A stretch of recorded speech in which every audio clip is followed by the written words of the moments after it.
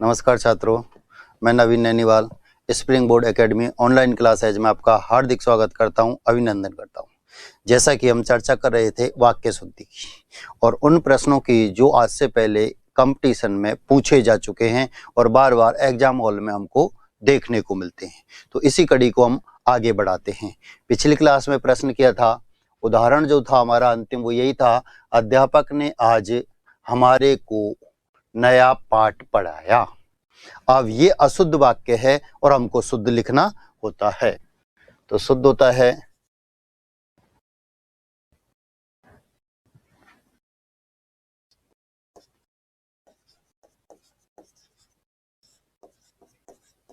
अध्यापक ने आज हमको या हमें, दोनों में से एक,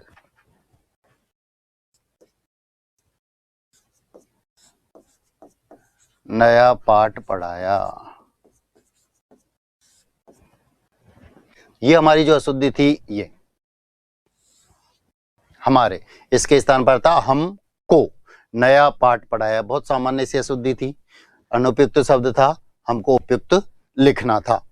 अगला उदाहरण देखते हैं, इसकी हमने चर्चा पिछली क्लास में भी की थी। मेरी समझ में नहीं आ रहा है कि आपके द्वारा इतने परिश्रम से कमाया गया यह धन आखिर किस काम में आएगा। अब यह अशुद्ध वाक्य है, ऐसा लग रहा है जैसे पूरा वाक्य शुद्ध है, लेकिन इसमें बहुत मामूली सी, बहुत छोटी सी अशुद्धि है और वही हमको शुद्ध करनी है। ऐसे वाक्यों के लिए हमको सावधानी पूर्वक वाक्य को पढ़ने की आवश्यकता होती है। इसमें अनावश्यक शब्द का प्रयोग है। एक शब्द ऐसा है जिसकी हमें कोई आवश्यकता नहीं है, हमारे वाक्य में आकर बैठा है और वाक्य को अशुद्ध कर रहा है, वही हमको शुद्ध लिखना होता है। ध्यान देना।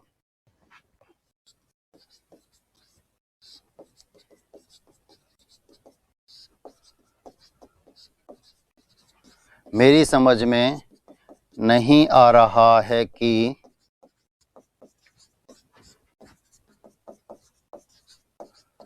आपके द्वारा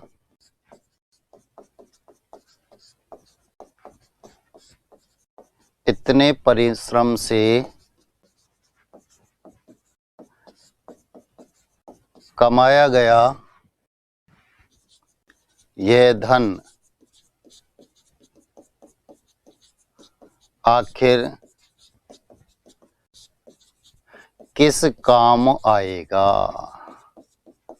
अब आपको कहाँ शुद्धि नजर आई है? ये अनावश्यक शब्द में, किस काम आएगा, काम में नहीं, ये अनावश्यक था, इसको हमने निकाल दिया और इसको निकालते ही हमारा वाक्य कैसा हो गया? शुद्ध।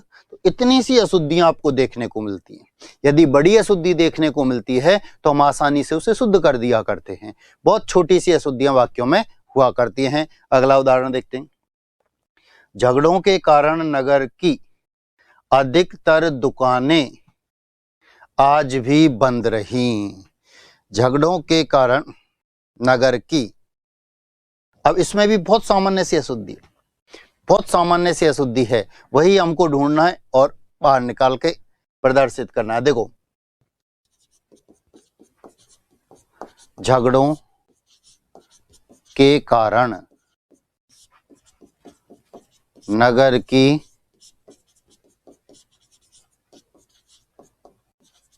अधिकांश दुकानें आज भी बंद रहीं। अब ये शब्द था अनुपयुक्त, इसके स्थान पर हमको उपयुक्त शब्द लिखना था, अधिकतर। अधिकतर शब्द का प्रयोग कब होता है? जब तुलनात्मक अध्ययन किया जाता है। जब तुलना, आपने अंग्रेजी में डिग्री पढ़ी थी, ठीक है, तो हिंदी में हम उन्हें विशेषण की अवस्थाएं कहते हैं, विशेषण की अवस्थाएं, ठीक है। तो अब उसमें क्या होता है, यदि शब्द में हम तर जोड़ते हैं तो दो की तुलना की जाती है और तम जोड़ते हैं तो सब में से किसी एक को श्रेष्ठ बताया जाता है। अधिक शब्द में या तर जुड़ा हुआ है तो ये तुलनात्मक अध्ययन है, तो हम यह तुलना नहीं कर रहे हैं किसी से, इसलिए शब्द क्या हो गया? अनुपयुक्त हो गया। इसके स्थान पर क्या है? अधिकांशतः। अधिकांशतः। हमने पढ़ा था पॉजिटिव, कंपैरेटिव, सुपरलेटिव। ये डिग्रियां जो हमारी थी, इनको हम विशेषण की अवस्थाओं के नाम से जानते हैं। मूल अवस्था, उत्तर अवस्था, उत्तम अवस्था। तो उत्तर अवस्था में तो 2 का तुलनात्मक अध्ययन करते हैं और उत्तम अवस्था में सब में से किसी एक को श्रेष्ठ बताया जाता है। तो यहाँ तुलना नहीं कर रहे हैं, किसी 2 की अपेक्षा एक को अच्छा नहीं बता रहे हैं, बुरा नहीं बता रहे हैं। तो यहाँ झगड़ों के कारण नगर की अधिकांश दुकानें आज भी बंद रही।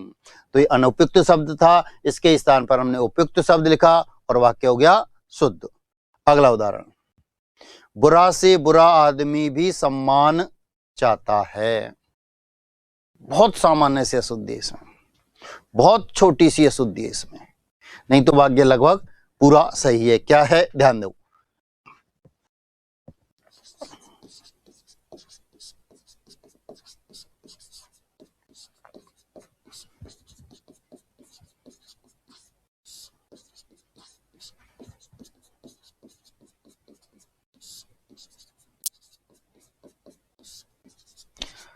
बुरे से बुरा आदमी भी सम्मान चाहता है। बुरा से बुरा नहीं, बुरे से बुरा। यह शब्द था अनुपयुक्त, अशुद्ध लिखा हुआ था, इसको हमने किया शुद्ध और वाक्य हमारा हो गया शुद्ध। बस बहुत सामान्य सी अशुद्धि थी। अगला उदाहरण देखते हैं। आपके इन्हीं गुणों के कारण ही तो लोग तुम्हारी यशोगाथा का वर्णन करते अघाते नहीं। बहुत सामान्य से अशुद्धि है इसमें, बहुत सामान्य से अशुद्धि है। पिछली क्लास में भी मैंने इस अशुद्धि की चर्चा की थी। जो अशुद्धि है वह ध्यान दो।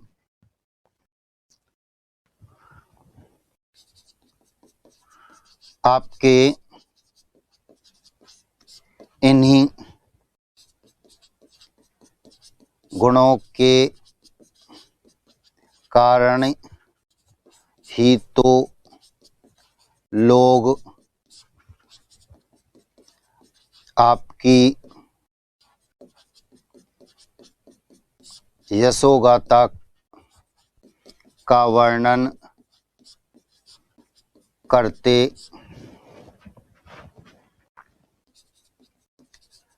आघाते नहीं। अब देखो, यहां आपके शब्द का प्रयोग हुआ है, तो यहां आप भी आपकी करेंगे, तुम्हारी नहीं। ये पिछली क्लास में ही मैंने चर्चा की थी। यहां होता तुम्हारे इन्हीं गुणों के कारण ही तो लोग तुम्हारी, तब यहां तुम्हारी आता। यहां लिखा हुआ है आपके इन्हीं गुणों के कारण ही तो लोग आपकी। बस ये अशुद्धि थी। ये थोड़ी छोटी सी, पिछली क्लास में मैंने इसकी चर्चा की थी।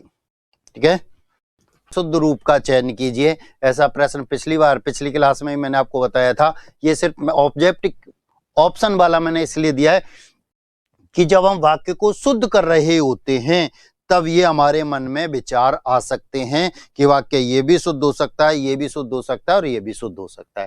ध्यान दो, पिछले सोमवार को स्कूल बंद है, ये हमको दे दिया और शुद्ध रूप लिखना है। शुद्ध रूप लिखना है कि पिछले सोमवार को स्कूल बंद है। तो हमारे दिमाग में, हमारे मन में जो बात आती है, एक तो ये कि पिछले सोमवार को स्कूल बंद रहेगा, ऐसा भी हम कर सकते हैं। पिछले सोमवार को स्कूल बंद होना है, ऐसा भी हम कर सकते हैं। पिछले सोमवार को स्कूल बंद था। अब देखो, यहाँ एक शब्द आया पिछले, और ये क्या है, भूतकाल। ये भूतकाल का बोधक है, तो वाक्य में भूतकाल का ही वाक्य बनेगा। पिछले यानी जो गुजर चुका है, उस सोमवार को स्कूल बंद था। तो हमारे यहाँ उत्तर क्या होगा, टी। इसका, इसका या इसका, इन तीनों में से कोई एक वाक्य तो वो हमको लिख कर देगा। चाहे तो वो लिख ले पिछले सोमवार को स्कूल बंद है, तो हम शुद्ध करेंगे पिछले सोमवार को स्कूल बंद था। वह लिख कर देता है पिछले सोमवार को स्कूल बंद रहेगा। ये तो यहां 2 तरह से हम फिर करेक्शन कर सकते। पिछले की जगह हम यहां लिख सकते थे अगले। ठीक है, इसको हटाते, अगले सोमवार को स्कूल बंद रहेगा, फिर वाक्य शुद्ध हो जाता। ये देता, तो इसको हम 2 तरह से कर सकते थे। या पिछले सोमवार को स्कूल बंद था, रहेगा के स्थान पर था करते। ये हमको दे सकता था पिछले सोमवार को स्कूल बंद होना है, पिछले की जगह फिर यहां अगले होना। अगले सोमवार को भी स्कूल बंद होना है, तो आएगा उसी को तो हम बंद कर सकते हैं, जो निकल गया उसमें तो कार्य हो चुका है। तो हमारा शुद्ध रूप क्या हुआ, पिछले सोमवार को स्कूल बंद था। एक और उदाहरण देखो, वाक्य के शुद्ध रूप का चयन करना है कि इनमें शुद्ध कौन है। उन्हें एक पुत्र है, उनको एक पुत्र है, उनके एक पुत्र है, उनके एक पुत्र है। ठीक है, एक ही वाक्य को यहाँ दो तरह से लिखा, तो यहाँ ये जो शुद्ध है ये शुद्ध रूप है, दोनों ये दोनों एक ही तरह से लिखे हुए हैं। उन्हें एक पुत्र है, ये हमको दिया हुआ है।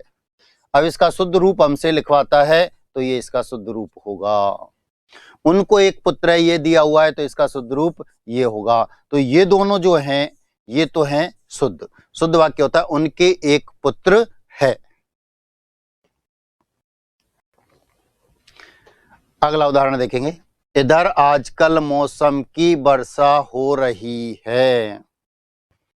अब आप इसे शुद्ध करेंगे।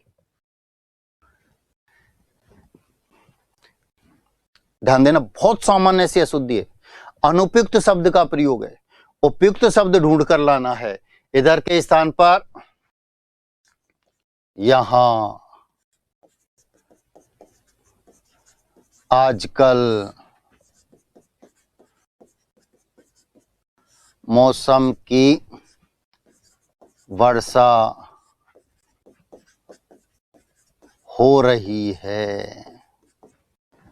तो ये जो शब्द था ये अशुद्धि थी, यहां पर ये अनुपयुक्त शब्द था, इसके स्थान पर हमने उपयुक्त शब्द लिखा और वाक्य हो गया हमारा शुद्ध। ठीक है, अगला उदाहरण देखो, जिस व्यक्ति की आत्मा जितनी विशाल है वह उतना ही बड़ा महापुरुष है। ये एक वाक्य है। अब इसमें अशुद्धि क्या है, इसमें अशुद्धि क्या है, उसको हमको शुद्ध लिखना है। ध्यान देना,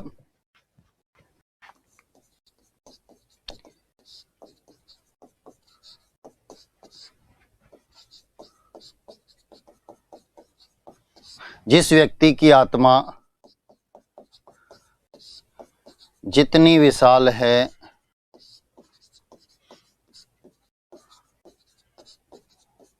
वह उतना ही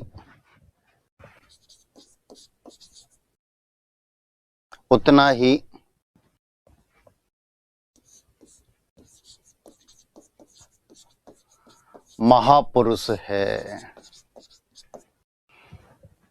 अब क्या शुद्धि निकली, ये देखो, ये जो शब्द है हमारा अनावश्यक है, इसकी हमें कोई आवश्यकता नहीं। महापुरुष आ गया तो बड़ा कहने की आवश्यकता कहां पड़ी, महा का अर्थ बड़ा ही तो होता है, महान ही तो होता है। ठीक है, अब ये शब्द कैसा, अनावश्यक, हटा दो। जैसे वाक्य में से आपने एक शब्द हटाया जो अनावश्यक था, जिसके हमें कोई आवश्यकता नहीं थी, वाक्य में जबरदस्ती आकर बैठा है और वाक्य को अशुद्ध कर रहा है, बिन बुलाए मेहमान, निकाल दो बाहर, वाक्य शुद्ध। जिस व्यक्ति की आत्मा जितनी विशाल है वह उतना ही महापुरुष है। बड़ा शब्द यहाँ पर क्या है, अनावश्यक है, हटा दो। अगला उदाहरण, पतिव्रता नारी ने इस रहस्य को अपने हृदय के भीतर ही अंतर्निहित रखा। इस वाक्य में भी अशुद्धि है। आप सावधानी पूर्वक इसे देखेंगे तो वाक्य शुद्ध हो जाएगा। ध्यान देना, पतिव्रता नारी ने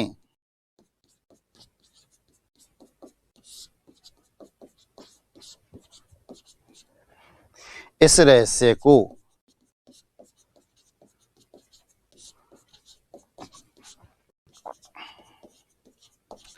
अपने हृदय के भीतर ही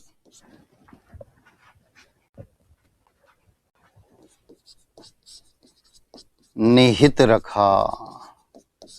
यहां जो शब्द देख रखा है अंत है, ये यहां अनावश्यक था, इसकी कोई आवश्यकता नहीं। अंत प्लस निहित, ये जो शब्द है ये अनावश्यक था, ये हमको हटाना था। यदि हम ये हटाते हैं तो फिर हमारा वाक्य शुद्ध हो जाता है। अंत निहित, तो अंत का अर्थ होता है अंदर, भीतर, जो हम पहले लिख चुके, इसलिए ये शब्द कैसा हुआ, अनावश्यक, ये हमने हटाया, वाक्य हो गया शुद्ध। अगला उदाहरण देखो, सेठ जी बड़े सज्जन पुरुष हैं, ये तो हटा दो। सेठ जी बड़े सज्जन पुरुष हैं, बहुत सामान्य से अशुद्धि है यहाँ। अनुपयुक्त शब्द का प्रयोग है यहाँ, हमको उपयुक्त शब्द ढूंढकर लाना है, वाक्य में बिठाना है और वाक्य हो जाएगा शुद्ध। कैसे?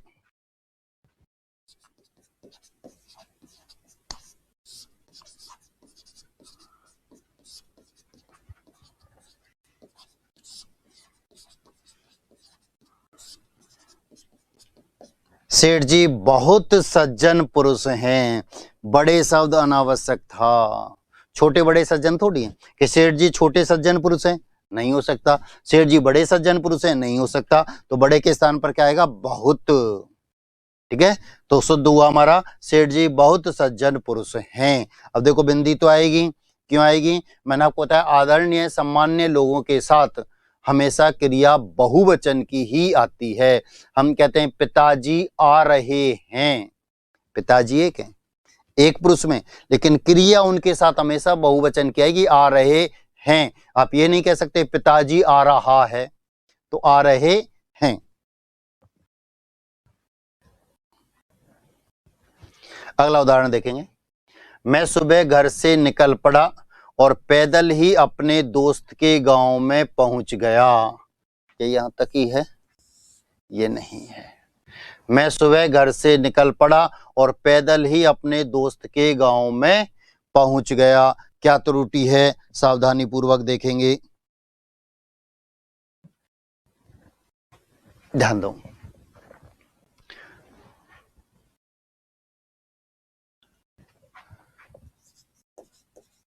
मैं सुबह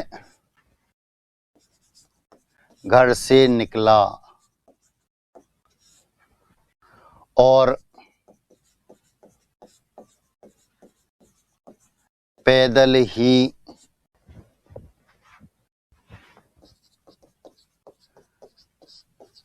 अपने दोस्त के गांव पहुंच गया।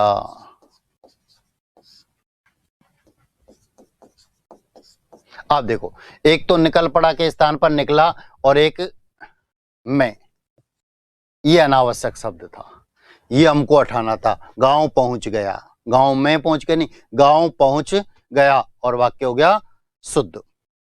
अगला उदाहरण देखो। राजेंद्र प्रसाद जी ने अपनी आत्मकथा में स्वातंत्र्य संघर्ष का जीवंत अंकन किया है। इसमें भी अनावश्यक शब्द है, अनुपयुक्त नहीं है, अनावश्यक शब्द है। और वह अनावश्यक शब्द जिसकी हमें कोई आवश्यकता नहीं है, जबरदस्ती वाक्य में आकर बैठा है और वाक्य को अशुद्ध करा है, निकालना है, बाहर निकालेंगे और जैसे हम अनावश्यक शब्द को हटा देंगे वाक्य हमारा शुद्ध हो जाएगा। कैसे?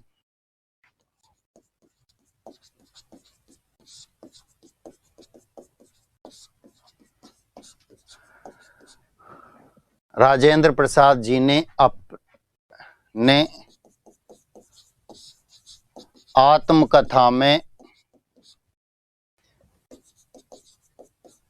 स्वातंत्र्य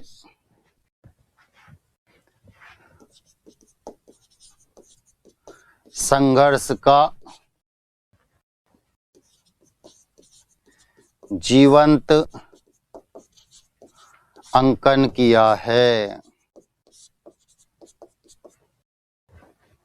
ध्यान दो, अब यह शब्द क्या है? अनावश्यक अपनी। अरे आत्मकथा, आत्मकथा खुद की ही हुआ करती है, अपनी ही होती है, ये याद रखना।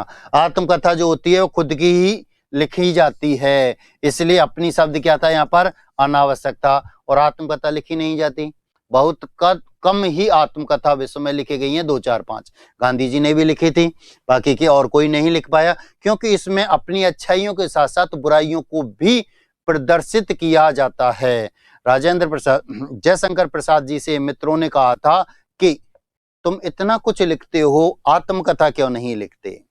तो उन्होंने कहा मैं लिख तो दूं पर अपने ही कुछ बुरा मान जाएंगे, क्योंकि मुझे उनकी भी सच्चाई वहां व्यक्त करनी पड़ेगी कि उन्होंने मेरे साथ कैसे विश्वासघात किए थे, तो मुझे वो भी उजागर करने पड़ेंगे, इसलिए मैं आत्मकथा नहीं लिख सकता। तो आत्मकथा में अच्छाई और बुराई सब कुछ प्रदर्शित की जाती है कि मैंने जिंदगी में ये अच्छा किया, ये बुरा काम भी मैंने किया जो मेरे लिए गोपनीय था, ठीक है, उसको भी उजागर किया तो आत्मकथा हुई। इसलिए हम लिख नहीं पाते हैं। तो अपनी शब्द क्या था? अनावश्यक। अगला उदाहरण, हड़ताल के प्रस्फुटन से व्यापारिक संस्था बंद होने की आशंका की जा रही है।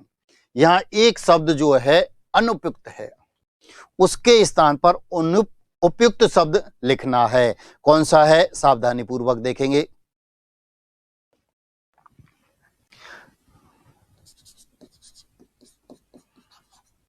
हड़ताल के होने से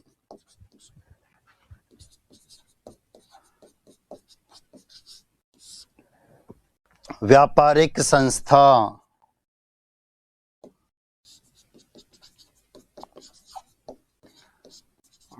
बंद होने की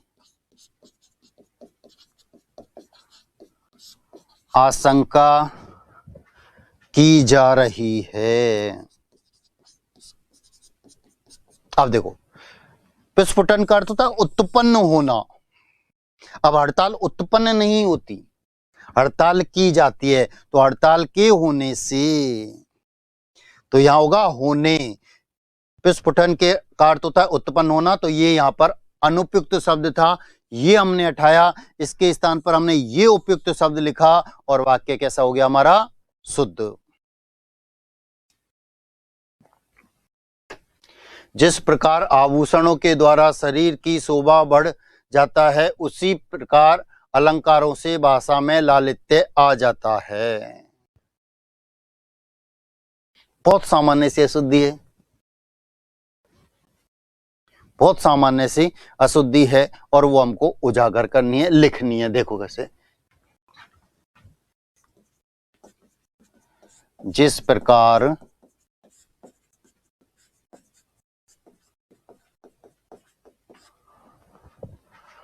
आभूषणों के द्वारा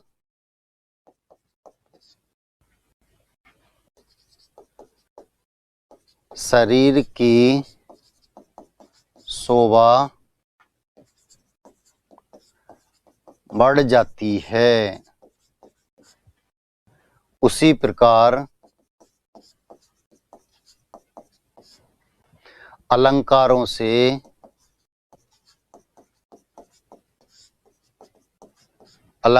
से भाषा में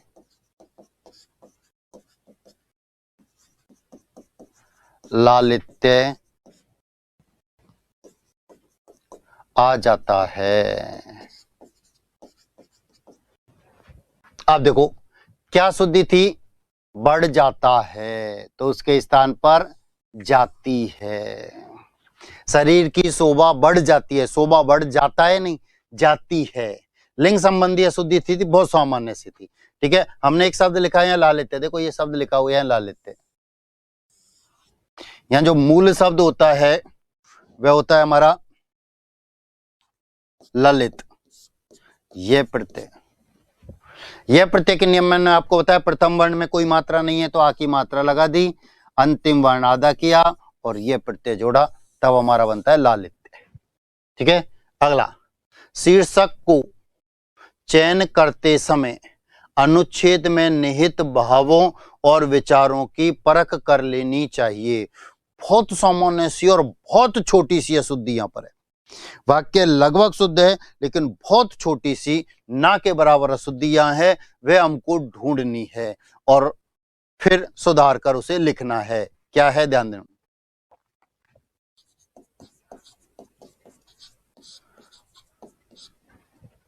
शीर्षक का चयन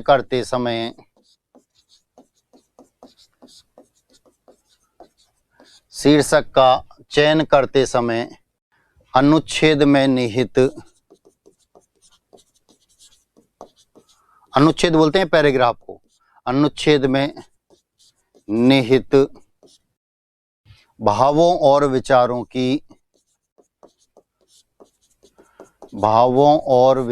की परख कर लेनी चाहिए, परख कर लेनी चाहिए। तो यहां अशुद्धि क्या थी? को। ये बहुत सामान्य सी छोटी सी अशुद्धि थी। इसके स्थान पर क्या आएगा? का। शीर्षक का चयन करते समय, शीर्षक को चयन नहीं होता, शीर्षक का चयन होता है। शीर्षक का चयन करते समय अनुच्छेद में निहित भावों और विचारों की परख कर लेनी चाहिए। एक हमारा 10 नंबर का एक प्रश्न होता है हमारा विभाग में, एक पैराग्राफ आपको दिया हुआ होता है जिसका हमको संक्षिप्तीकरण करना होता है, संक्षेप में उसे हमको लिखना होता है, 1/3 भाग में लिखना होता है, 10 नंबर का होता है, और उस 10 नंबर में 2 नंबर का शीर्षक होता है। यानी जो अवतरण हमको दिया हुआ है उसका हम उचित शीर्षक क्या निकाल सकें। ठीक है, तो वो शीर्षक का चयन होता है, शीर्षक को चयन नहीं होता। अगला उदाहरण देखो, बड़ों की बातों को आदर से सुनना चाहिए। बहुत छोटी सी अशुद्धि यहां पर है, वह हमको प्रदर्शित करके हमको लिखनी है। बड़ों की बातों को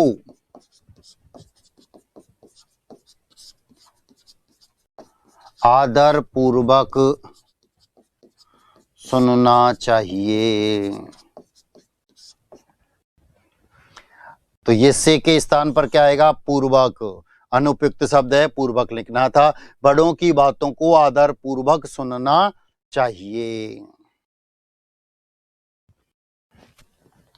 चलो, अरुणाचल प्रदेश में प्रातः काल के समय का दृश्य अत्यंत मनोरम होता है।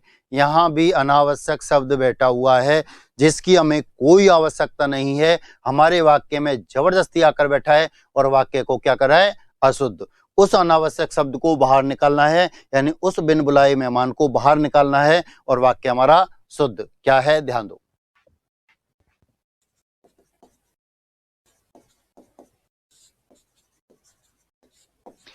अरुणाचल प्रदेश में प्रातःकाल का दृश्य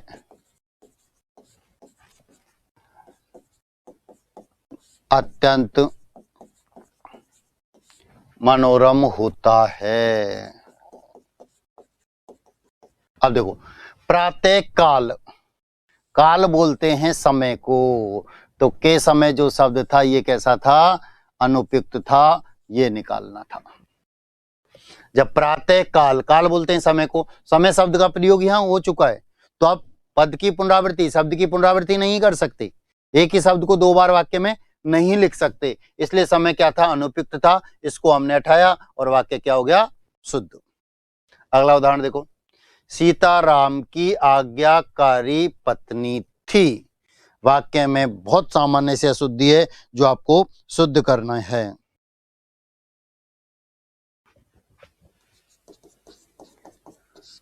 सीताराम की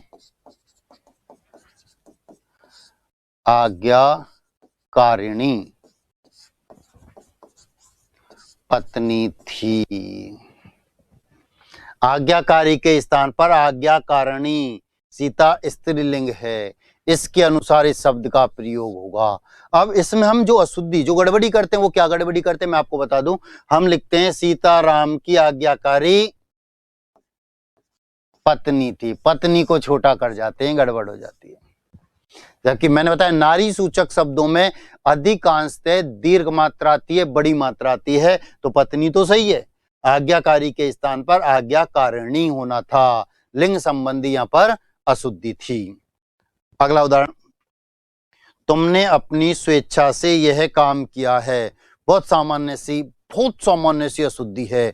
सावधानी पूर्वक यदि हम वाक्य को पढ़ते हैं तो आसानी से हम इसको शुद्ध भी लिख सकते हैं। क्या है? ध्यान दो।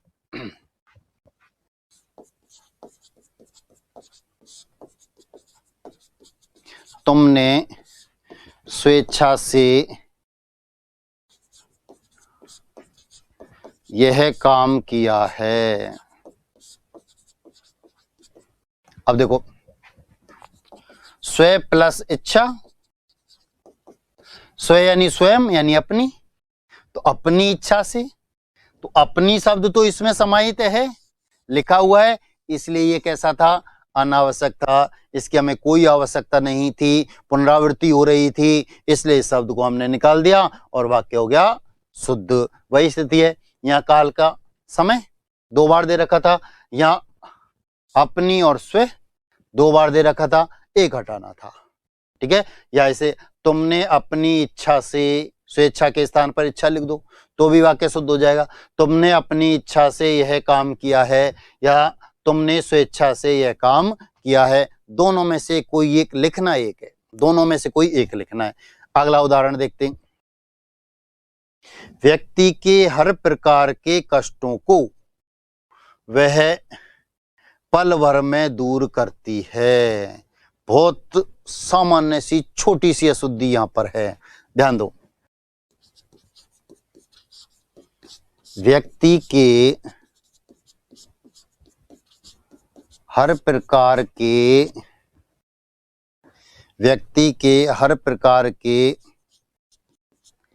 कष्ट को वह पल भर में दूर करती है। तो कष्टों ये बहुवचन में दिया था, इसको एक वचन में परिवर्तित करना था। हर प्रकार के, हर का अर्थ होता है एक, तो यहाँ एक ही आएगा। अब यहाँ हर के स्थान पर यदि लिखा होता सभी, व्यक्ति के सभी प्रकार के कष्टों को, तो फिर होता सभी। यहाँ हर शब्द है जो एक का बोधक होता है, एक का पर्यायवाची होता है, इसलिए यहाँ एक वचन आएगा। हर के स्थान पर यदि हम इसे बहुवचन बनाते हैं सभी, तो कष्टों शब्द का प्रयोग होगा।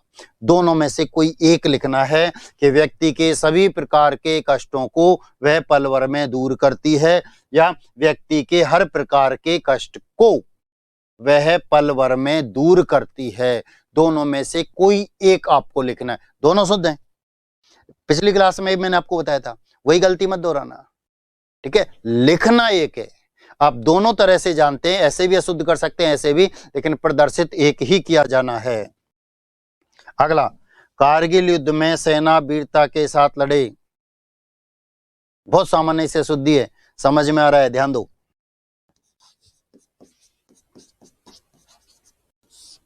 कारगिल युद्ध में सेना वीरता के साथ लड़ी। सेना के स्थान पर सैनिक होता तो लड़े, कारगिल युद्ध में सैनिक वीरता के साथ लड़े। ठीक है, अब यहां सैनिक नहीं है, क्या है, सेना। अब तो सेना लड़ी, लड़े नहीं, लड़ी। ये बहुत सामान्य सी अशुद्धियां थी।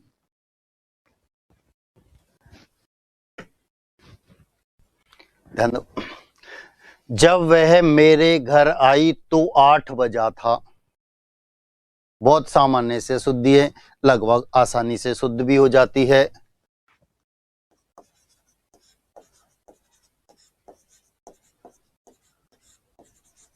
जब वह मेरे घर आई तो 8 बजे थे।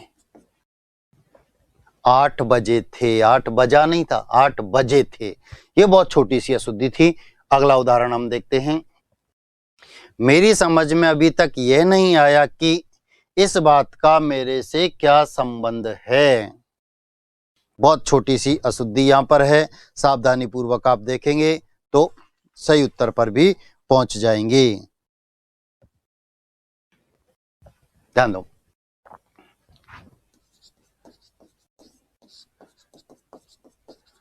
मेरी समझ में अभी तक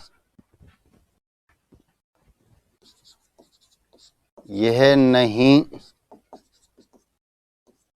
आया कि इस बात का मुझसे क्या संबंध है।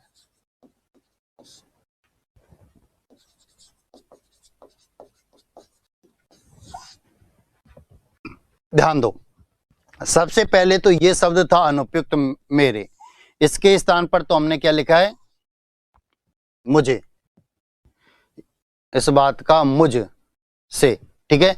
ये एक तो अशुद्धि थी, दूसरी अशुद्धि थी ये पूर्ण वाक्य, पूर्ण विराम, और यहां आना चाहिए थे प्रश्नवाचक चिन्ह। ये दो अशुद्धियां यहां देखने को मिली है, एक तो मेरे के स्थान पर लिखा है मुझ, और एक पूर्ण विराम के स्थान पर लिखा है हमने प्रश्नवाचक चिन्ह। ये मैं आपको बता चुका हूं, प्रश्नवाचक वाक्यों के अंत में हमेशा प्रश्नवाचक चिन्ह का ही प्रयोग किया जाता है। यदि हम नहीं करते हैं तो फिर वाक्य अशुद्ध हो जाता है। मैं कुछ का कुछ लिख दिया है, बहुत छोटी सी सामान्य सी अशुद्धि यहां पर है, ध्यान दो, शुद्ध होगा मैंने कुछ का कुछ लिख दिया है, मैंने कुछ का कुछ लिख दिया है, ठीक है। तो मैं के स्थान पर क्या होगा, मैंने, ठीक है। कारक चिन्ह का भी साथ में आप प्रयोग करेंगे। अगला उदाहरण, मीठे वचन बोलना उत्तम गुण है, मीठे वचन बोलना उत्तम गुण है। क्या शुद्ध है वाक्य में, क्या इसका शुद्ध रूप हो सकता है?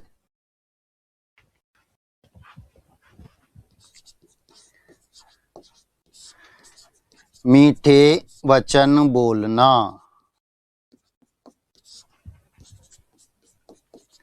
उत्तम गुण है, वाक्य शुद्ध है, वाक्य में कोई अशुद्धि नहीं है, यथावत हमको लिखना था। जैसे मैंने कहा, ऐसी स्थिति भी आपको एग्जाम हॉल में देखने को मिल सकती है कि वह वाक्य शुद्ध देकर ही शुद्ध लिखवाए, तो आप उसे यथावत लिख देंगे। क्या करेंगे आप, यथावत लिख देंगे। तो जैसे ऊपर लिखा था वैसे हमने यथावत लिख दिया। अगला उदाहरण देखो, उसकी आंखों से आंसू बहते हैं, शुद्ध रूप क्या होगा, इसका शुद्ध रूप क्या होगा?